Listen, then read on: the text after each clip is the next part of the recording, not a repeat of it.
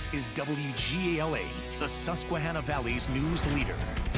Now, coverage you can count on continues. This is WGAL News 8 at 10.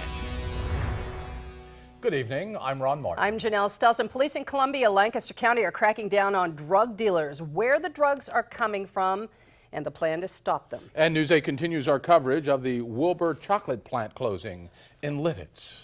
Over 45 law enforcement professionals in York County are taking part in a drill which will help them prepare for one of the worst situations imaginable. I'm Jack Corpella, and I'll explain coming up. But here on News 8 at 10, weather is always first. Chief Meteorologist Joe Calhoun, big, beautiful moon, nice temperature. It's a night out there. It's starting to clear out. It's going to be a decent weekend. But let's first of all show you the satellite view. We can show you the clouds clearing over us. We had those clouds earlier in the day, even a few light showers and a gusty wind, but things are settling down as this dry slot of air is moving now. Some of this instability may move over us during the day tomorrow. It may cloud up for a little while, but all in all, it looks like a pretty good Friday. Nothing on the radar tonight after that heavy rain from last night. As Janelle mentioned, temperatures are still not bad, near 50 in Lancaster, 54 York, 57 Chambersburg, and one better in Harrisburg. Those temperatures on the milder side for this time of the year. Now, as we drop overnight tonight, we'll drop down toward 40 degrees with mainly clear skies. There's some of those clouds around for a little while, probably late morning, midday. Then in the afternoon, it starts clearing out. The mid-50s, a little cooler, but still not all that bad. Moonlit skies overnight tonight, down to about 42, then about in the 40s in the morning. It's going to cloud up a little bit for just a little while, though. It clears out in the afternoon, a little breezy, a little cool. Weekend's looking pretty good, too. I'll have that forecast coming up. Not bad at all. Thanks, Joe. In Lancaster County, police in Columbia have charged a man with providing the heroin that left another man dead in a Turkey Hill parking lot last month. News 8's Justin Betty is live with the investigation and how law enforcement is taking on the heroin epidemic. A 22-year-old Victor Varola is charged with involuntary manslaughter. He's the 51st alleged drug dealer the Lancaster DA's office has pressed charges against just this year, and the 16th they believe specifically selling heroin. We're trying to see where the heroin's coming from. Columbia police say Victor Varola admitted to selling heroin to 21-year-old Cody McCain, including just prior to his death. But representatives of the DA's office say in many cases, friends of the victims have been leading them to dealers. We've had people in the victim's circle sort of come forward and say, hey, I know where he or she was getting it. Check this person out. Officials say heroin is the drug of choice right now, and it seems to be coming from everywhere. It's coming from big markets like New York. It's coming from Philly. It's also coming from some neighboring towns and cities, Harrisburg, Reading. It's so rampant, the drug use right now, heroin specifically, that unfortunately there's a lot of avenues that it's coming in from. They say it's hard to tell how many heroin dealers are still out there, but they believe they are making some big arrests. Now, the 16 we had this year, we like to think they're higher level dealers. They're sort of big fish in the drug trade here. Varola is currently being held at Lancaster County Prison on unrelated drug charges. Justin Betty, News 8.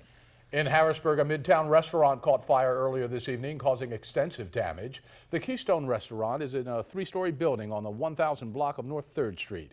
When Harrisburg firefighters arrived, they say a small fire had broken out in the kitchen. The damage to the restaurant is estimated around $350,000. As of this time, it looks like a pretty hard loss.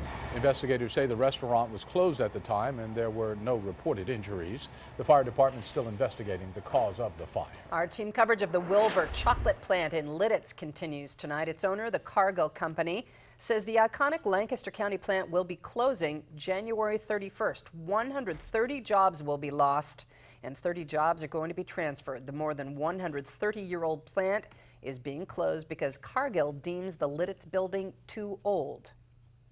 Is this a facility that it's not only the oldest asset in our network of facilities in North America, but it's actually the oldest industrial chocolate plant in North America. And we love it. Chocolate production will continue in Mount Joy, Lititz, and Hazleton, Pennsylvania, along with Milwaukee and Canada. And Wilbur Buds are going to continue to be sold at the Columbia store and museum, which will stay open. Well, this closing will impact the community. News 8's Matt Barcaro continues our coverage with the Talk Around Town.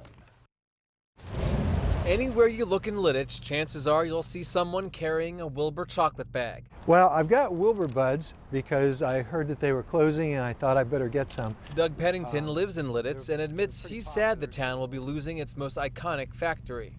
if it's not too trite to say, it adds a lot of sweetness to the town. It's going to be tough on us. Steve Guyon sells insurance next door and fears fewer people will visit the downtown when the plant closes. Well, we'll see what happens. I mean, we'll keep going, but it's not going to be the same, obviously. The mayor of Lidditz told me he's not sure what will happen to the building once the factory closes in January, but he's hoping it won't just sit empty.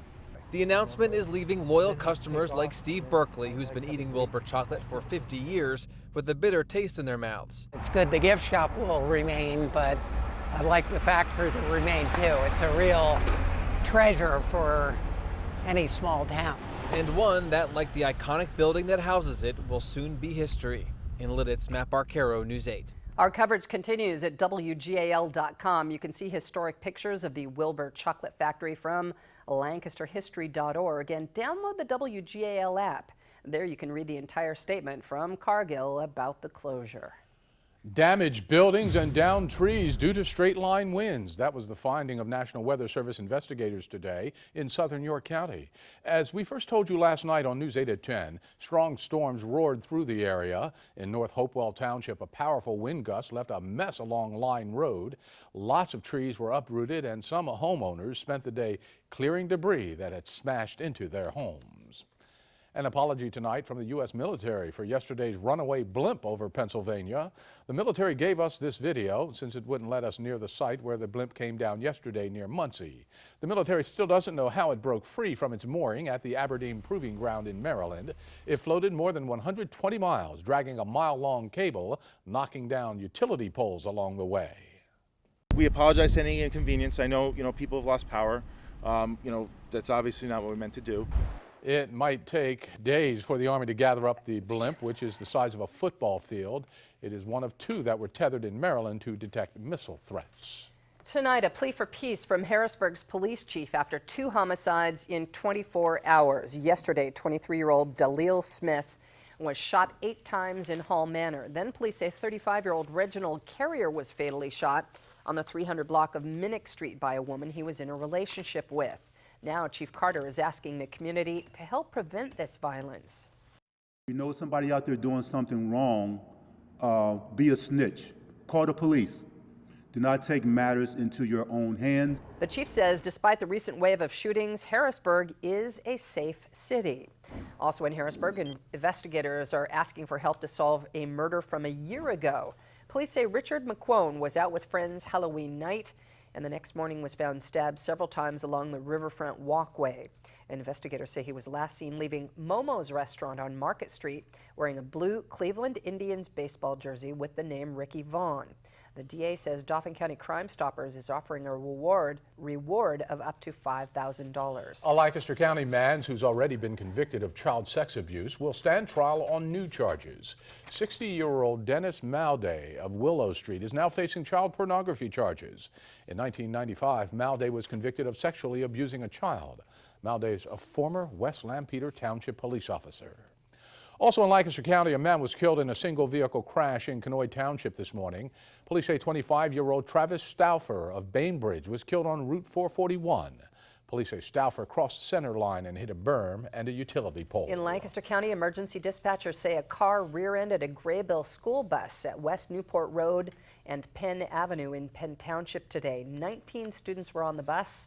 There are no reported injuries. And a deadly crash in Penn Township, York County. The coroner just released the name of the victim. She is 45-year-old Bobby Wagaman of Hanover. The coroner says Wagaman was a passenger in a truck that lost control, careened into the other lane and hit another vehicle.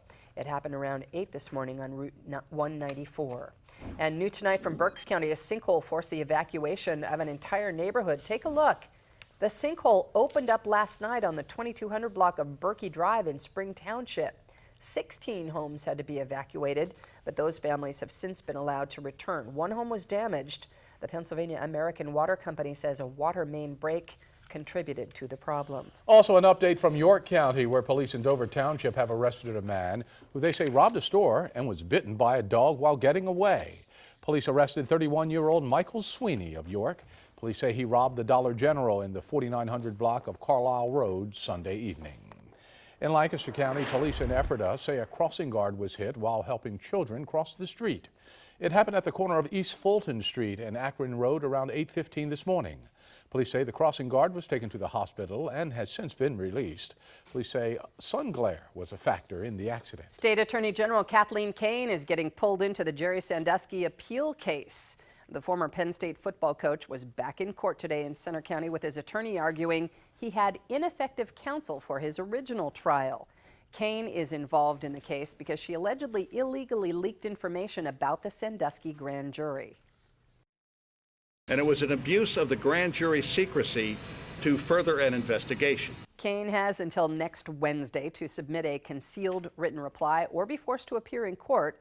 A spokesman for the Attorney General says she is going to be complying with the judge's order. A near catastrophe at the Fort Lauderdale airport today when a passenger jet caught fire moments before takeoff.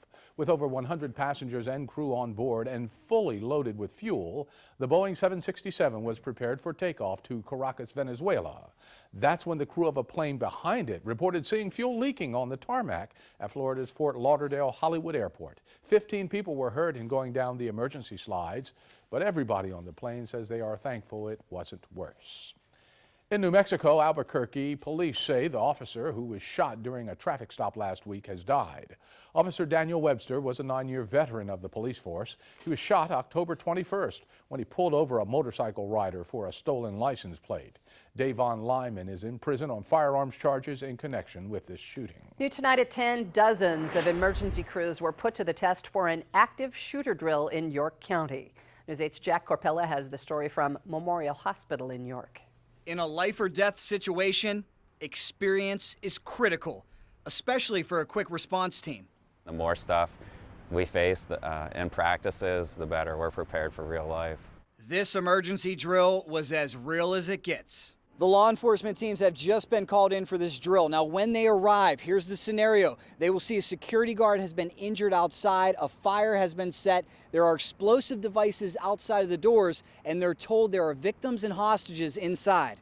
It's a scenario where we're going to push the guys to the limit with everything they've been training on. The first crew arrived in an armored vehicle called a Bearcat. They were attacked from the roof with water balloons intended to simulate Molotov cocktails. The team strategically rescued the injured security guard and regrouped. Snipers, negotiators, and other members of the tactical team were called in to help save those inside the building. The whole purpose of our team is to save lives and not lose any team members, so sometimes that can be very difficult. The education continues for the team when they meet to review every aspect of its performance. We are heavy on critiquing ourselves, which is what I think makes us a good team. Stump said his team will be ready for the worst.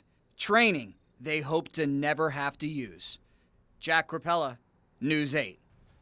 Coming up on News 8 at 10, the presidential candidates weren't only attacking each other in last night's debate, why they also went after the media. Here are tonight's lottery numbers. The pick 2, 50. Pick 3, 391. Pick 4, 5699. Pick 5, 563, 61. The cash 5, 11, 15, 26, 31, 32. And the match 6, 4, 11, 17, 33, 41, 48.